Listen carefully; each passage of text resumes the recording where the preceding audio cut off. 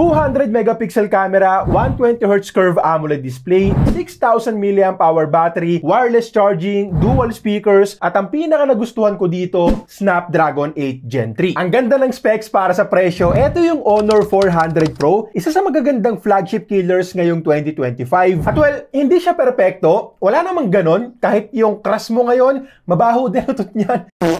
So, mamaya ilalatag ko sa inyo yung parehong pros and cons, but honestly, ang daming tamang choices ng Honor dito. Kaya kung naghahanap ka ng flagship feels na phone sa mas mababang price, baka magustuhan mo to.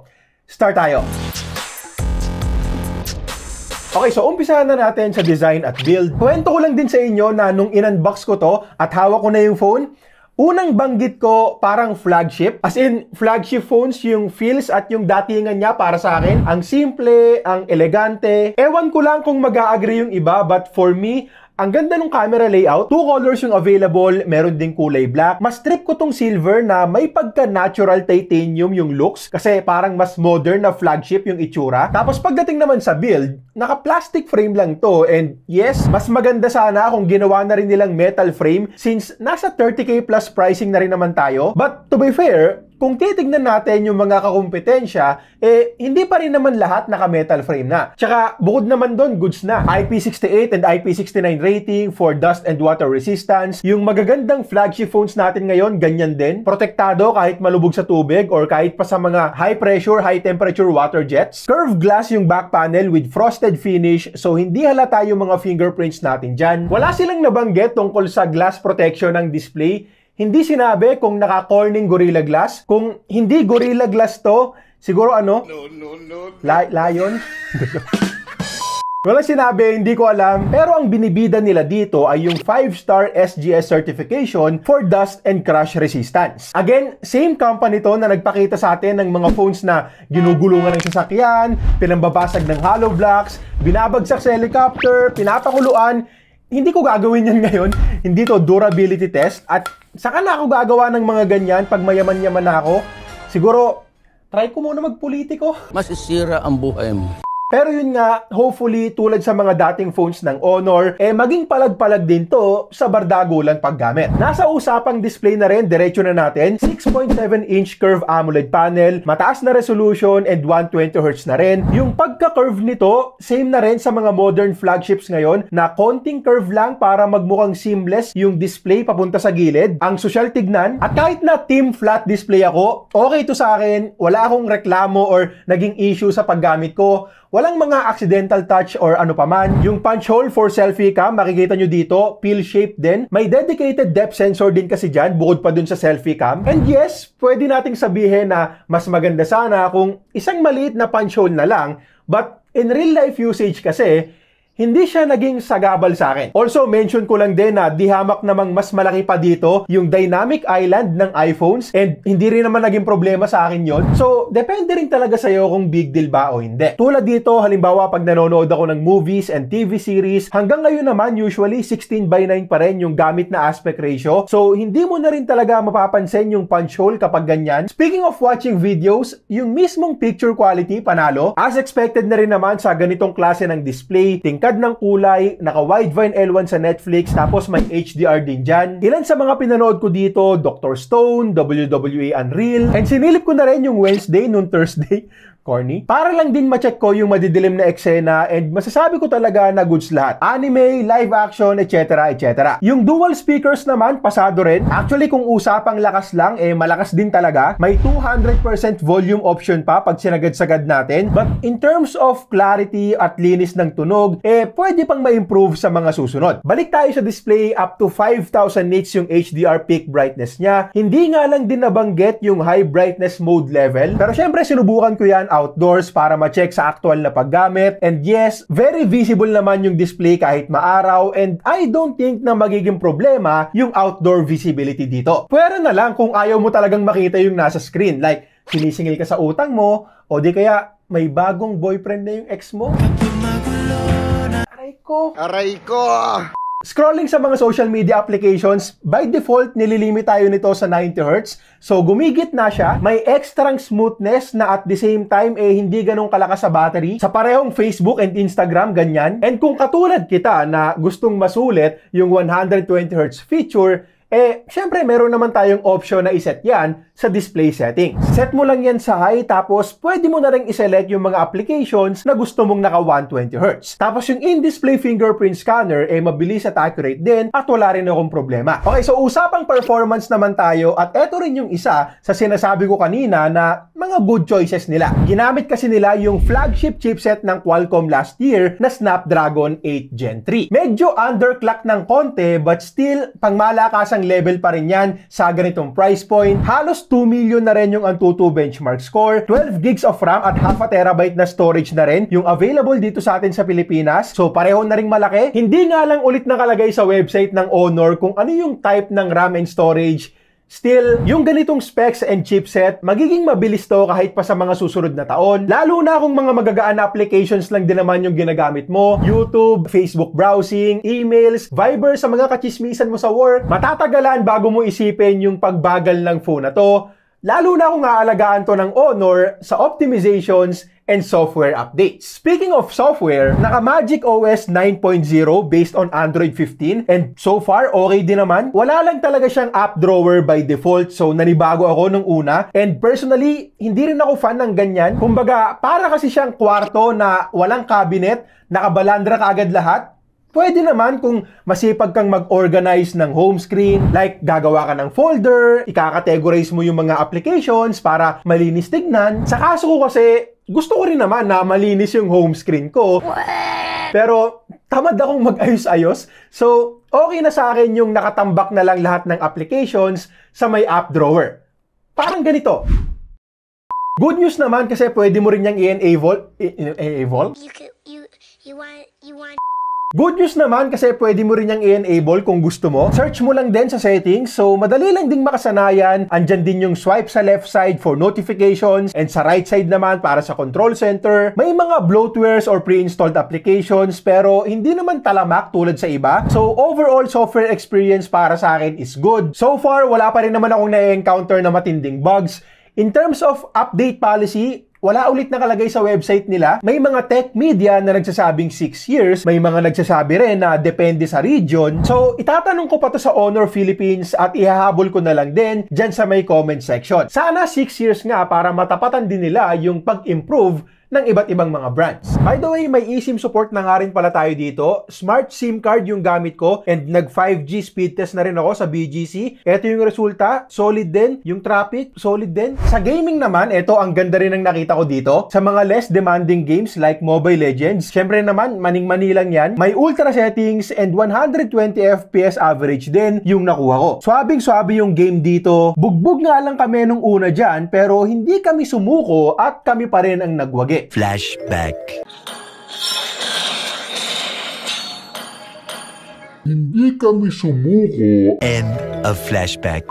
Tapos dito naman sa Genshin Impact, since naka Snapdragon 8 Gen 3 nga, sinagad ko na yan sa highest preset, 60 FPS mode and 60 FPS din yung nakuha ko on average. Sure, konting frame drops kapag buhos na talaga yung kalaban at nag-i-spam na tayo ng skills, but most of the time, na-maintain nyo talaga yung 60 FPS. Thermals, hindi naman gaanong uminit sa Mobile Legends. Sa Genshin Impact tayo umabot ng 46 degrees Celsius na mainit-init na rin talaga. Pero, one, expected na yan dahil nga graphic intensive yung game, and 2, umiinit din talaga ang Snapdragon 8 Gen 3. Actually, yung Red Magic 10 Air na may same chipset, sa same testing na 30 minutes of Genshin Impact at same 24-degree room temperature, umabot yon ng 51 degrees Celsius. Kahit pa gaming phone siya na priority talaga yung magandang cooling system. Well, hindi underclock version yung 8 Gen 3 na gamit doon, pero ang ending kasi, same lang din naman silang nakakakuha ng 60 FPS average sa highest settings. Battery and charging, isa rin sa mga panlaban ng phone na to. 6,000 mAh silicon carbon battery na rin kasi yung gamit dito. At nung sinubukan ko to sa PCMark battery test, nakakuha ako dyan ng 17 hours na screen on time. Pasok na rin sa pagiging makunat. Actually, sa aktual na paggamit, tumatagal sa akin to ng 2 araw. well, hindi siya yung heavy usage talaga. Eto lang yung mga araw na nagbibisi-bisihan ako sa trabaho, so hindi rin gaanong babad sa phone. Pag mga ganon, minsan end of the day may 64% pang natitira. So, pwede pa kinabukasan. Of course, depende pa rin naman sa kanya-kanyang paggamit natin. But kung ikukumpara sa iba, goods na rin talaga. Tsaka, mabilis lang ding mag-charge. Tulad ng dati, from 10 to 100% ulit yung testing na ginawa ko dito. 100 watts of fast charging yung supported at inabot lang ako dyan ng 47 minutes. Sa akin, basta less than 1 hour lang yung charging time, mabilis na. So, goods na goods sa akin to. Lalo pa, 6,000 mAh din naman yung pinupuno natin dyan. At hindi rin naman siya yung typical 5,000 mAh capacity. Wireless charging, meron din. Supported yung 50-watt supercharged wireless charging ng Honor. Panalong feature para sa akin since nagamit din ako niyan. Hindi ko nga lang alam kung saan tayo makakabili nung 50-watt wireless charger nila. Wala kasi sa official store nila sa Shopee. Also, mas maganda rin sana kung nilagyan na rin nila ng built-in magnet ring, yung libreng jelly case para magamit na rin kaagad natin sa mga widely available magnetic wireless chargers. Pero okay na rin since libre lang naman. I mean, yung iba nga, kable lang yung free, di ba? Usapang camera naman, 200 megapixel main shooter with OIS, 50 megapixel 3x telephoto, 12 megapixel ultra-wide, and 50 megapixels din na front-facing camera. Eto muna yung mga selfies. Unahin ko na to kasi dito ako nagandahan. Itong shot na to, indoor shot yan na isang bumbilya lang yung nakabukas. And marami na akong nasubukang phones na nag-i-struggle sa ganitong klase ng shot. But kita nyo naman dito na maganda pa rin yung kuha. Also, malawak din yung field of view. Dito naman, 4 kami, kasya lahat. May sobra pa. Lunch para i-celebrate yung 500k subs namin. Eto naman. At eto pa yung ilan sa mga selfies namin. Sharp, detailed, good colors kahit pa yung skin tones. Nagustuhan ko talaga yung mga kuha at pwedeng-pwede pang profile picture.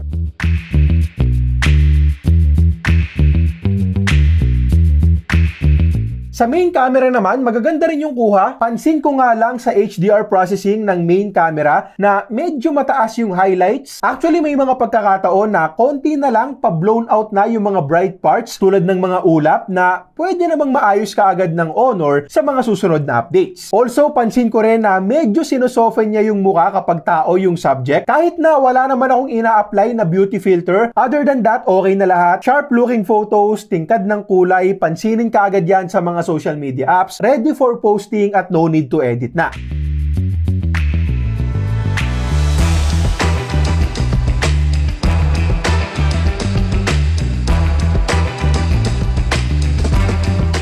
Good quality photos din tayo sa 3x telephoto. Ito yung ilan sa mga nakuha namin. Very useful din kung mahilig kang mag-zoom-zoom.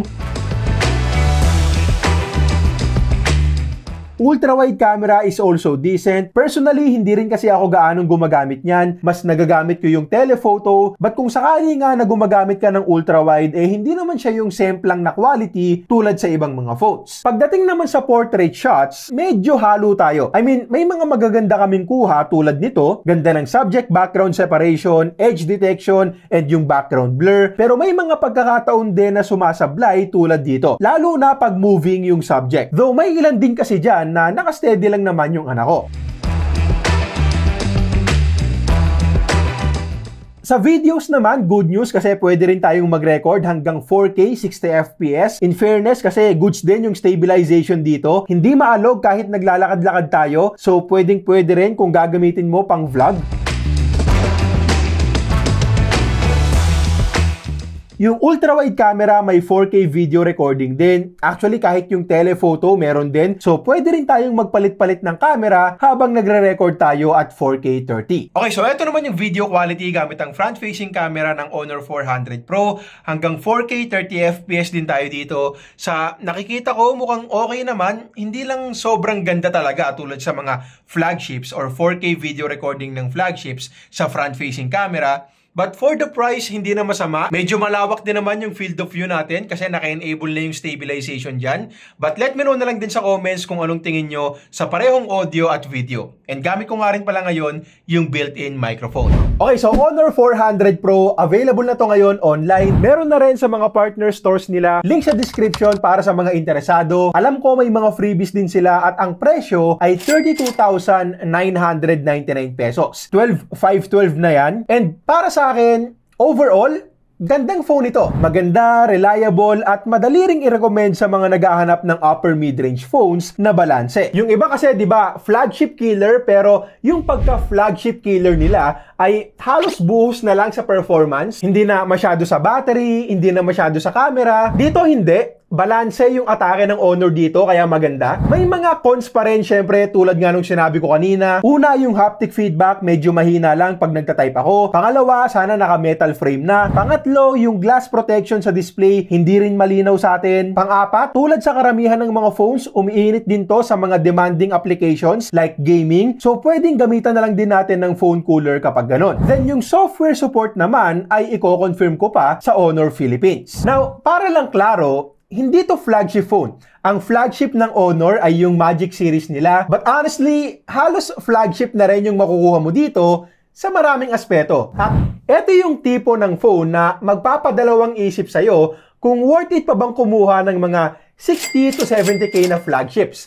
Kasi eto 33k, solid na rin. Panalo yung performance, makunat yung battery, mabilis mag-charge, tapos may wireless charging pa. IP68 and IP69 rating. Yung display natin, sure, hindi pa yan naka-LTPO panel, but in terms of picture quality, solid na rin. Speakers naman, hindi lang ganun kalinis, pero malakas. Tapos sa camera setup, konting polish lang sa HDR processing at ibang mga scenarios ng portrait shots, okay na lahat. Nagustuhan ko talaga yung selfie camera, may telephoto, at stable din yung 4K video recording. Okay, so yun lang muna para sa ngayon. Link sa description para sa mga interesado at eto pa yung iba pa naming mga videos.